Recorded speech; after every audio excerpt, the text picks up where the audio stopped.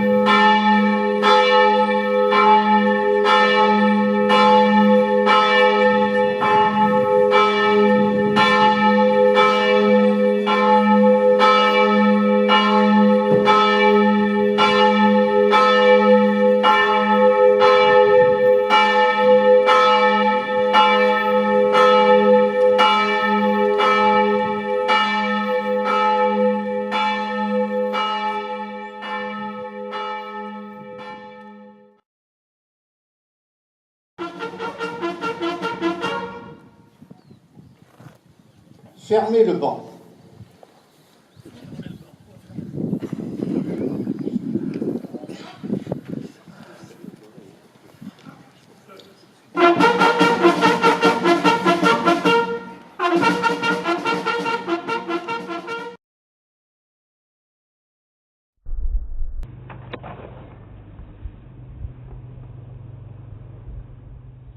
Pour la France. En 1918, 36 ans. Biro Armand. Mort pour la France. En 1917, 39 ans. Babin Georges. Mort pour la France. En 1919, 44 ans. Bouteville Ernest. Mort pour la France. 1925, 20 ans. Coutin Mort pour la France. 1916, 38 ans. de Léon Dominique. Mort pour la France. 1918, 23 ans. De Léon Étienne. Mort pour la France. 1914, 29 ans. Durand Alfred. Mort pour la France. 1914, 27 ans. Delaunay Florentin. Mort pour la France. 1914, 27 ans. Delaunay Dominique. Mort pour la France. Falour Henri.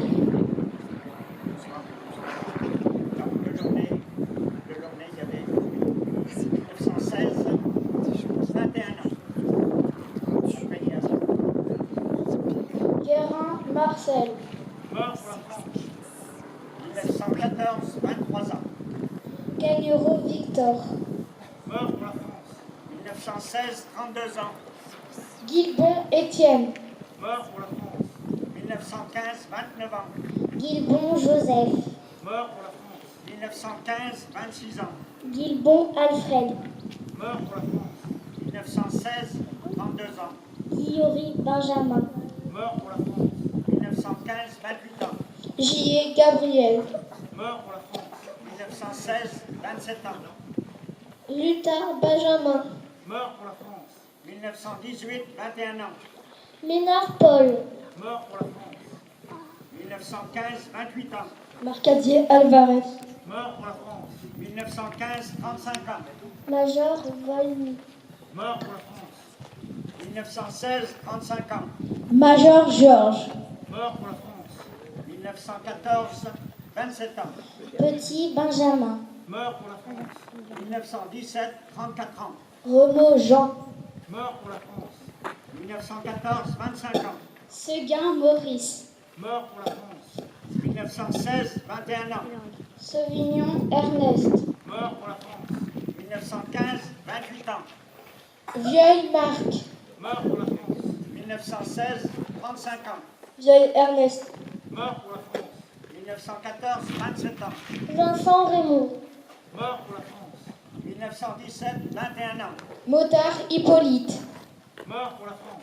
1914, 31 ans. Message du président de la République à l'occasion du centenaire de l'armistice de 1918. 11 novembre 2018. Un siècle que l'armistice du 11 novembre 1918 est venu mettre un terme au combat fratricide de la Première Guerre mondiale. À cet affrontement interminable, nation contre nation, peuple contre peuple, avec ses tranchées pleines de boue, de sang et de larmes, ces orages de feu et d'acier qui grondaient par tous les temps et déchiraient les ciels les plus calmes, ces champs de bataille éventrés et la mort omniprésente. Le 11 novembre 1918, un grand soupir de soulagement traverse la France. Depuis Compiègne, où l'armistice a été signé à l'aube, il se propage jusqu'aux champs de bataille. Enfin, après 4 interminables années de bruit et de fureur, de nuit et de terreur, les armes se taisent sur le front occidental. Enfin, le vacarme funeste des canons laisse place à la clameur allègre qui s'élève de volées de cloches en sonnerie de clairon, d'esplanades de grandes villes en places de village. Partout, on célèbre alors avec fierté la victoire de la France et de ses alliés. Nos poilus ne se sont pas battus pour rien. Ils ne sont pas morts en vain. La patrie est sauvée. La paix, enfin, va revenir. Mais partout aussi, on constate le gâchis et on éprouve d'autant plus le deuil. Là, un fils pleure son père. Ici, un père pleure son fils. Là, comme ailleurs, une veuve pleure son mari. Et partout, on voit défiler des cortèges de mutilés et de gueules cassées.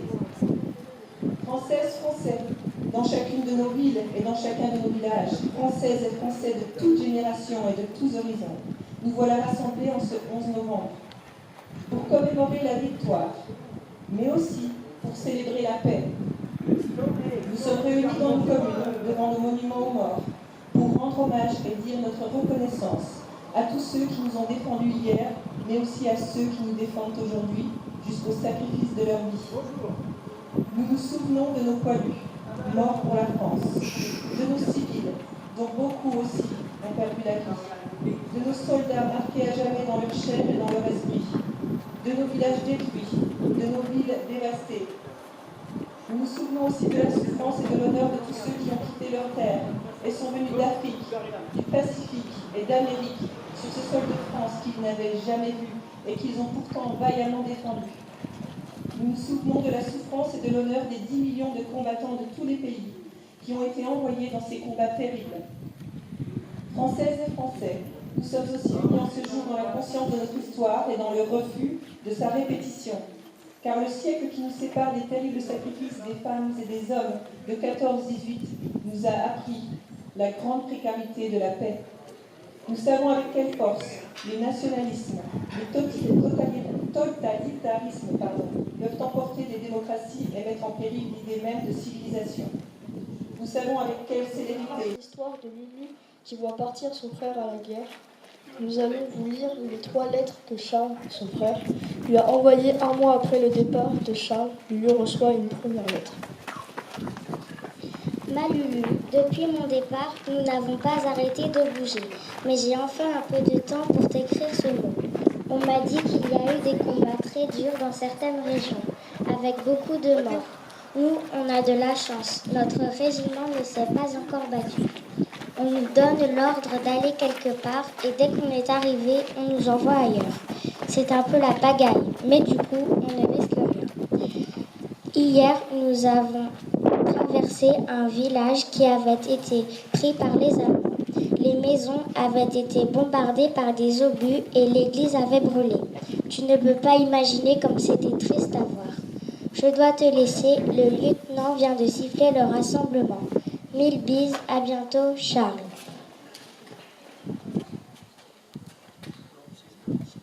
Une deuxième lettre arrive plusieurs semaines après.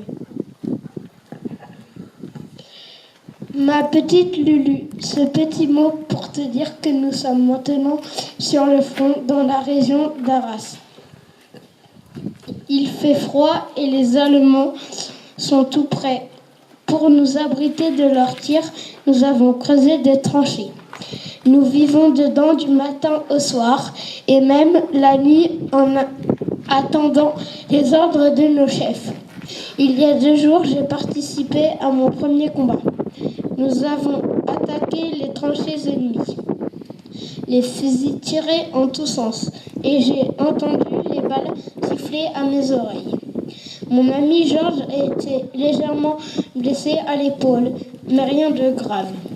Hier, nous avons assisté à une bataille aérienne entre un avion allemand et un avion britannique.